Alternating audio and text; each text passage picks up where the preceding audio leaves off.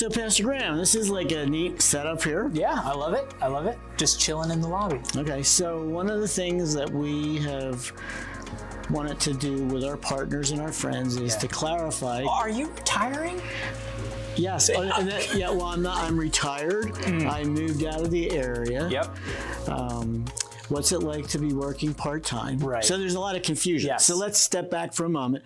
Back in 2019, the board made a decision to start walking through the succession process. And I'm so proud of our board because they really worked hard at wanting to make this right. Yeah.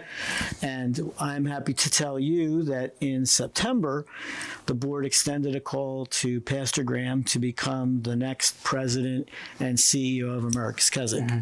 The 7th. Amazing. That's the perfect number. Oh, let's A little bit of pressure. Yeah. But there's been a process that we are unfolding now because this is 2 months. Yeah. So let's talk about what I'll talk about what you're doing. Sure. And you talk about what I'm doing. Sounds good. Because I don't know. Wow. Just wait. So my role became in January to be the CEO. So Pastor Graeme is reporting to me, and he is now the president of the organization. So I'm still doing all of my normal tasks. Yep. I'm still working full-time. I have not retired. Yep. I have not moved out of the area. And we're working together. Yep. There's more and more things that we're handing off to you of the day-to-day operations because we want to prep you for taking on full responsibility in July when I will become the assistant to the CEO and you will become the president and CEO. And what I love about this, I mean, this season has been an incredible gift. Instead of kind of jumping in the deep end of the pool, getting a season to kind of being slowly acclimated to the position, allowing more time to sit with the board and Keith and to sit with you of learning what this is and how to lead in this season, and having this 6-month period of kind of being in a kind of a protected cocoon of allowing my leadership to kind of flourish in the season has been a gift. And so I've been so thankful for this, and just really a credit to you. People keep asking, how is the dynamic between you and Bill in this season? And you have been amazing. There is not a meeting that you don't include me in. There's not a decision made that you're not either including me in and saying you make the decision or walking me through how and why you made the decision that you did. And it's been amazing. You don't need to do that in this season. You could continue to keep leading the way you have been, but you've used this time to help train me up, and just know that it is a gift for me. And I've just been so excited about how this has been going. And I think what our prayer was and why we planned this way was that we saw so many ministries, both in the local church and parachurch ministry, not do succession well. And there's not a lot of successful. It's kind of interesting that the word succession, the first part of that word is success. We've not done it right over the years in following through on the things that need to be done. So this is really important for me because I want to set you up for success. The board wants to set you up for success. You have the gifts and abilities to do this job, and I believe, and he didn't pay me to say this, but I believe that Pastor Graeme is going to be used by God to take this ministry to a whole different level than where we've been in my leadership for 26 years. And, we're going to be 127 years in September.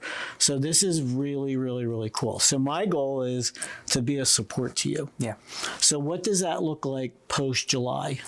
Well, I think I'll speak for maybe someone watching this. Some of the fears I think usually are when you bring in a young whippersnapper. There are fears of, well, what's going to happen? Will this person honor the past? Well, what does that look like? And so my excitement about even stepping into this is you aren't going anywhere. You have such a heart and a passion to see, Keswick has this amazing ability because of where we're located to reach senior citizens. That has been a fundamental thing over the last, 25 years, 30 years of how Keswick has been used. And so that's not changing. That was one of the questions that was asked to me from a board level of, hey, what are you going to do about kind of senior programming? So what excites me about future is in your new role is you get to continue to do the things that I think I see you light up about. You love the hymn sings, you love choirs and bus trips and all those kinds of things, going out on the road, doing concerts. And so that's not going to change. And so for me, when I think about your next step, it's almost pushing you to do more of the things that drive your passion. And the other thing is the idea of, well, can you reach senior citizens and can you look forward to the future of reaching young families? For me, it's never a question of either or, it's both and.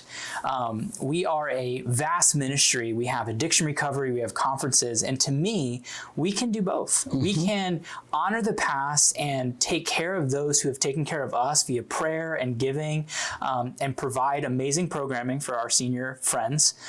But that also doesn't mean we can't start doing small things of, hey, what does it look like to reach young families? And so when I think of my role in the future, it's to me, one, continuing to empower you to do what God's called you to do and gifted you. But in now my role, it's going, okay, how do we reach young families thinking about the future of the ministry? Recent statistics came out that the largest generation that is attending the local church right now are millennials.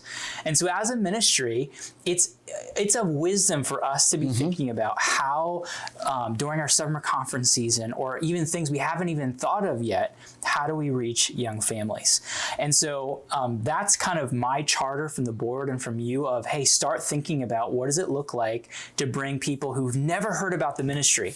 You know, we hear so often, America's Keswick is the best kept secret. Yeah, absolutely. And that needs to change. You know, what happens on these grounds is amazing.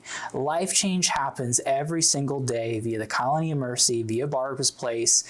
We're in the midst of even our Hispanic conferences. Amazing things happen every single day, and it doesn't need to be a secret. And so when I think about the future, it's thinking about, one, continuing to honor the past, honor the legacy that this ministry has, but also thinking about the future and what God has planned for us next. It's kind of cool because we worked together for 16 years in a variety of different roles, and I never dreamed that this would be God's plan, and I'm very excited about that. And we've been saying for many years, as we've been thinking about this process, the message doesn't change, but the methodology changes.